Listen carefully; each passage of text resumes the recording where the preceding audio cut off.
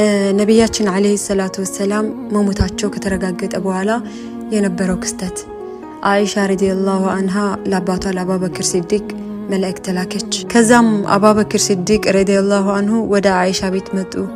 ገብተው የነብዩን አለይሂ ሰላቱ ወሰለም ፊት ሲከፍቱት የነብዩ አለይሂ ሰላቱ ወሰለም ፊት እንደ ብርሃን ያበራ ነበር።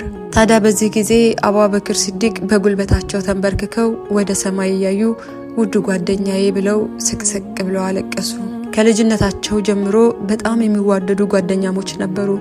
አቡበክር ሲዲቅ ለነብያችን አለይሂ ሰላቱ ወሰለም ወጣት ልጃቸውን ነበር የዳሩላቸው። አቡበክር ሲዲቅ በድጋሚ የነብዩን አለይሂ ሰላቱ ወሰለም ግንባር እየሳሙ አንተ የተመረጥክ እያሉ አነቡ። አቡበክር ቤት ውስጥ ሆነው ሲያነቡ ዑመር ከቤት ውጭ ሆነው ሰሃባዎችን እያሳመነ ነበር። ረሱል አለይሂ ሰላቱ ወሰለም ሙቷን የሚል ካለ በራሴ ሰይፍ ነው አንገቱን የምቆርጠው ሲላቸው አቡበክርም ወደ ውጭ ወጡና ያ ዑመር ንግግርህን አቋርጠህ አዳምጠኝ አሉት።